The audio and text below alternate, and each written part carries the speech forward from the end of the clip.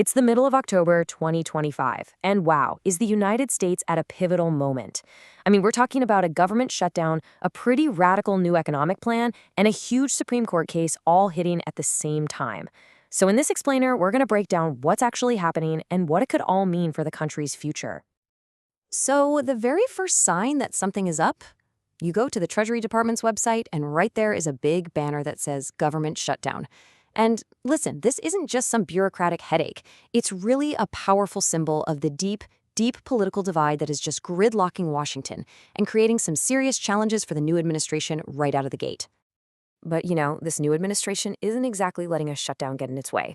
Nope, it's plowing ahead with a really ambitious economic agenda that could genuinely reshape the entire country. Let's take a closer look. Okay, so you can kind of think of the administration's economic plan like a three-legged stool. The first leg, tax cuts. The goal there is to put more money directly into people's pockets. The second leg is abundant, cheap energy, which is meant to bring down costs for businesses.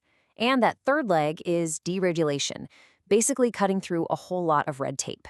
The big hope is that these three things will all work together to kickstart a brand new manufacturing boom right here in the US. But what if the real key to America's future isn't in factories, but in algorithms? Well, the administration is placing a massive bet on artificial intelligence. And this isn't just about building the next cool tech company. No, this is about winning a whole new kind of arms race. I mean, this quote from the administration's AI action plan, it says it all. The goal isn't just to be a leader in AI, it's to be the undisputed, unchallenged global champion. The language is pretty stark, and honestly, the stakes could not be higher.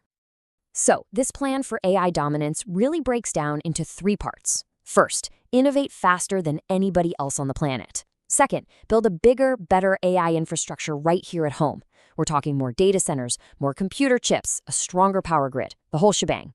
And third, use diplomacy to make sure the rest of the world is playing by America's rules when it comes to things like AI development and ethics.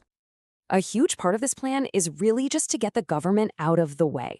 And that means rolling back old regulations, taking a hard look at state laws, and even rewriting the official government rulebook for how to manage AI risk. The whole point is to basically create a free-for-all for the private sector to innovate as fast as humanly possible. All right, so that's the administration's big, bold vision for the future. But what's actually happening in the economy right now? Well, the data is sending some seriously mixed signals. It's a bit of a head-scratcher. As Federal Reserve Governor Christopher Waller put it, something's gotta give. I mean, it makes sense, right? The economy can't really be red hot and ice cold at the exact same time. So, on the one hand, you've got the economy growing at a really healthy pace. But on the other hand, the job market seems to be hitting the brakes. Let's dig into the actual data for a second. Okay, check this out. In the third quarter, the economy is projected to grow by a whopping 4%. That is a huge number, and it suggests that, businesses are really thriving. But here's the puzzle. At the very same time the economy is booming, job creation has basically ground to a halt. Since May, the number of new jobs created is pretty close to zero. So how can that be? Well, some economists are wondering if this is a sign of massive productivity gains, maybe from AI, where companies can suddenly produce a lot more stuff without having to hire more people. Now, these economic trends, they're not just numbers on a page. They have real-world consequences for all of us. A major one is a new healthcare law. It was passed using a process called budget reconciliation, which basically allows for big policy changes with just a simple majority vote in the Senate. And this act is about to make some pretty sweeping changes to how Americans get their health insurance. According to the Center on Budget and Policy Priorities, this new law could result in an additional 15 million people being without health insurance by 2034. That's a staggering number, and if it happens, it would be a major reversal for the country's healthcare system. So, what's driving this projected drop in coverage? Well, the law makes some big changes to Medicaid. That's the government health plan for low-income Americans. It adds a new federal work requirement and a monthly verification process. It also shortens the sign-up period for ACA plans, what a lot of people call Obamacare. And, well, all of these changes are going to make it tougher for people to get and, importantly, keep their health insurance. But it's not just the economy that's in a state of flux. The very foundations of American democracy are being challenged in the courts. And right at the center of it all is a case that could literally change the way we vote forever. The case is called Louisiana versus Calais, and it asks a really simple but incredibly powerful question. Is it okay to draw voting maps that are specifically designed to give minority voters a better shot at electing the candidates they prefer? Or does that actually become a form of reverse discrimination? This case has been on a long and winding road to get to the Supreme Court. It all kicked off with a new voting map back in 2022. That map got challenged in court, and a whole new one was drawn up. That new map was actually used in the 2024 elections, but now the Supreme Court is about to have the final say on the whole thing. So the lawyers defending the new map are basically saying, look, Section 2 of the Voting Rights Act exists to prevent discrimination. The Supreme Court has already said it's okay to consider race to fix voting maps that are unfair to minority voters. We're just following the rules that are already on the books.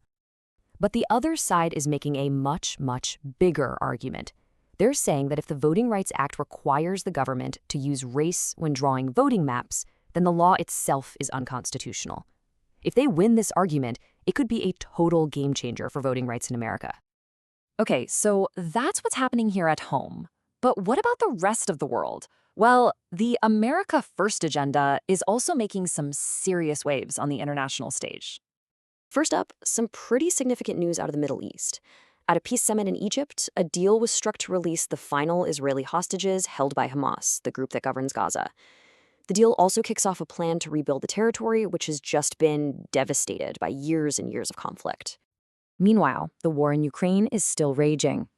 After a new wave of Russian attacks, Ukraine's President Zelensky is on his way to Washington to plead for more help. His main hope is to secure more air defense systems to protect his country from the constant onslaught. So, what does this all add up to? On one hand, you have a country in the grip of a powerful, bold new vision.